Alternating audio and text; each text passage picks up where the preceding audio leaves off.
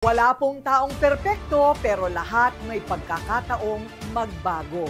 Yan ang kwento ni Pastor Danny Urquico na sa kabila ng kanyang banal na pamumuhay ay may madilim din pala na nakaraan. Nalulong sa mga bisyo, sumali sa isang sindikato. Grabe ang karahasan sa kanyang buhay noon. Proud na siyang sabihin ngayon na siya ay sinful no more. He is a faithful God. However, okay, ito po yung kinakailangan natin makita. May mga panahon at pagkakataon na masyado tayo nag-e-enjoy. Nangangaral ng mga salita ng Diyos. Nagbibigay ng inspirasyon sa mga taong nawawalan ng pag-asa. Yan na ang mga tungkulin ng isang pastor na gaya ni Danny Urquico. Pero ang itinuturing na alagad ng Diyos, may madilim pala na kahapon at aminadong tumalikod sa Panginoon. Miyembro si Danny ng Christ Commission Fellowship o CCF.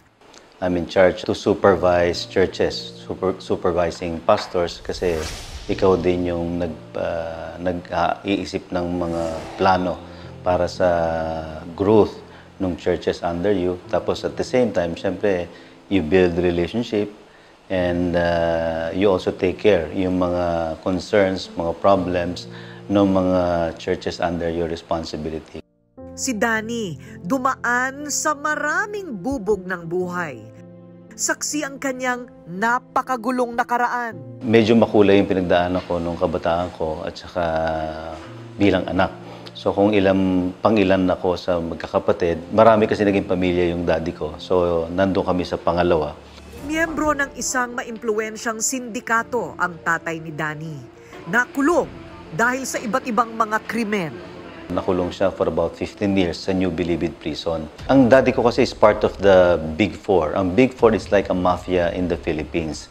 So because of that, syempre absentee father. Pero ang dad ko kasi kahit nakakulong siya sa Muntinlupa, nakakalabas pa din siya. So because of his influence and connections. Pero eventually nung lumabas ang daddy ko, parang he only spent a few years sa amin kasi sumama na naman siya o nagkaroon na naman siya ng panibagong pamilya. Hindi niya nadama ang pagkakaroon ng isang tunay na tatay. Ang kanyang kabataan punong-puno ng galit at karahasan. Kasi ang daddy ko, he was verbally and physically abusive. Ang tigas-tigas ng ulo mo! Si Danny ang pinaka-nakaranas ng kamay na bakal mula sa kanyang ama. Maraming occasions na ako yung na verbally abused, maraming occasions na ako yung na physically abused. Ang mga pananakit at pang-aabuso, pikit mata niyang tiniis. Pag ang tatay mo, di ba dapat ang binibigay niya yung mga magagandang salita. Dapat ang tatay, ano yan yung words of affirmation. Pero siyempre, parang mabigat na yung loob mo na yung mga kaklase mo, kompleto yung magulang niya. Tapos yung tatay mo, ito yung makikita ka, puro mura yung sasabihin sa'yo. Hanggang sa kumapit na siya sa masamang bisyo.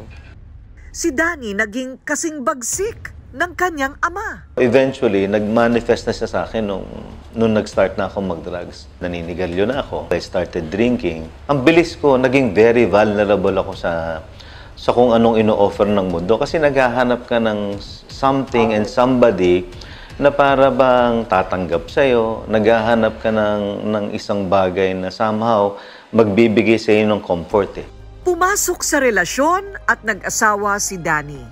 Si Don, minahal ng buong-buo si Danny sa kabila ng kanyang mabigat na pinagdaanan. The sacrifices that I experienced started nung nakilala ko si Danny. Because I chose to get into a relationship na I thought because I was so in love, not knowing na yung background niya kahit na hindi maganda. Tinanggap ko yun. Hi Dan, kamusta ka? Habang tumatagal, ang kanilang relasyon unti-unting nasira. Si Danny nasangkot sa iba't ibang krimen. I had carnapping, robbery, gang rape, murder. Hanggang sa magkaroon sila ng anak. Akala noon ni Don na nagiging maayos na ang takbo ng kanilang pagsasama dahil sa kanilang anak. Pero si Danny mas naging mapusok. That was when I discovered ang daming babae. From the time that we lived together, talagang it was like hell on earth. I lived a miserable life. Tinalikuran ni Danny ang sariling pamilya dahil sa isang babae. My husband really decided to leave me and my 2 kids. 2 pala anak namin noon. Kasi, pinili niya yung babae niya over our family. Alak, sugal, droga at pambababae. Lahat na yata ng bisyo ay niyakap ni Danny. At ang masaklap pa dito ay inabandona ang sariling pamilya at iniwan. Talagang binalot ng kadiliman ang buhay ng lalaki. Mas lumala ang sitwasyon nang si Danny ay gustong gawing legal ang pakikipaghiwalay kay Don. During the separation, my husband told me that he wanted to file for an annulment. But I told him, ayoko ng annulment because I'm praying for you and I know God will bring you back to me. Ang kanilang pamilya, si Danny mismo ang sumira. Ito na yung height nung away namin nung ka-live-in partner ko. Dahil nga kinukulit niya ako magpakasal kami, pero hindi pwede dahil hindi ako annulled eh. So, I tried talking to my wife about it. Kung hindi mo i-annul, maghiwalay na lang tayo. Because the mistress was pressuring him to get married. Ayoko talagang pumayag. Anong natuturete na ako siguro dahil alak, drugs, away pa. Yung siguro naburyong na ako. O pumunta ako sa kanya. Walang nagakala na mangyayari ang pinakamabigat na pagsubok sa pamilya Urquico. He came to our house. Tapos pagpasok niya, sabi niya, akyat kayo lahat sa kwarto. And then, syempre, ako sabi ko parang hindi talaga magandang mangyayari. Pero dahil takot kami sa kanya, takot ako sa kanya, sumunod lang ako. Pero yung mga anak ko, dahil maliliit, hindi pa nila naiintindihan yun eh. So sila, pag dumadating yung daddy nila, excited yan sila eh. Kasi minsan lang siya magpakita. Pagdating sa loob ng kwarto, meron silang collapsible tent. Pagkakita ng asawa ko dun sa tent na yun, sinabi niya sa amin, pumasok kayo lahat sa tent. And that includes me. Labis na takot ang naramdaman ni Don dahil si Danny bumunot ng baril. Nanginginig ako sa takot and I prayed to God. Kasi iniisip ko, talagang papatayin kami ng asawa ko. Pero nung nagdasal na ako, pumikit na lang ako. Parang sinapian ka na ng demonyo na sobrang focus ka na doon sa gusto mong gawin. Kasi lagi ako may baril eh. So, pagpasok nila, yun na yun. Sa puntong iyon, aktong babarilin na ni Danny ang kanyang sariling pamilya. Pero So, when I was about to shoot my son, si Renzo, 2 years old siya noon. So, yun na, doon na siya tumawa ng sobrang, hindi, yung tawa ng sobrang sayang bata. So, yun, para akong na binuhusan ng tubig na malamig, nahimasmasan ako. So, yun na yung umalis ako ng bahay ulit. dito na nagsimulang magbago ang lahat. Si Don patuloy pa ring nagdasal para sa asawa. Hanggang sa When, you surrender your husband to the Lord, or any loved one for that matter, alam mo, si God na talaga yung gumawa ng paraan. hindi inakala ni Danny na ang pinuntahang prayer gathering ang magpapabago sa kanya. Yung prayer gathering, ang tawag doon, Dawn Watch, sa St. Francis yun. Pagdating doon, nung narinig ko yung message nung pastor, medyo parang nangungusap na sa akin. Sabi ko, parang totoo yun, Diyos. Si Danny tinawag na nga na maglingkod sa pagtuturo ng aral ng Diyos. Naging pastor na siya ng CCF. Ang anak ni Danny na si Renzo na muntik na niyang patayin. Nabusog ng pagmamahal mula sa amang minsay na pagdamutan ng atensyon at kalinga ng sariling tatay. Siyempre, nung unang narinig ko yun, sobrang kinausap ko agad sila na, totoo ba yun? Parang hindi ko makapaniwala na tinutukan ako ng baril.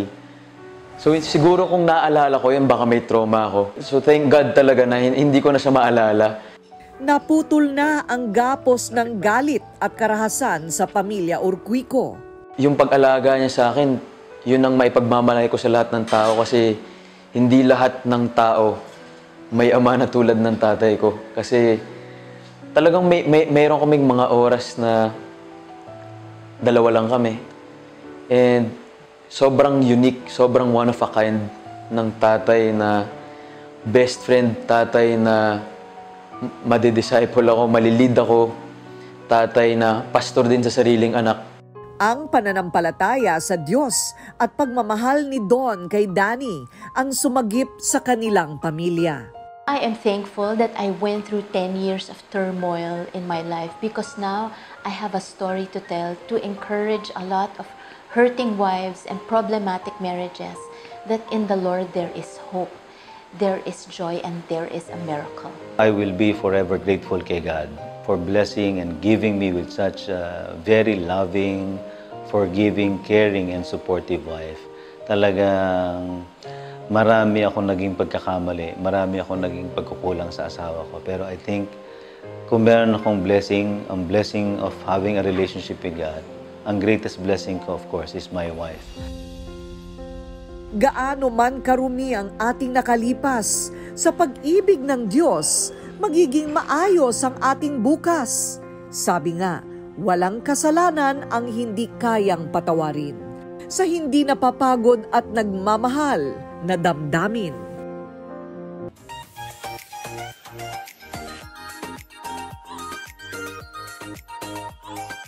I don't use any other shampoo and conditioner except Happy Hair shampoo and conditioner. Ayan. So, this is the shampoo. This is the conditioner. I super love this product.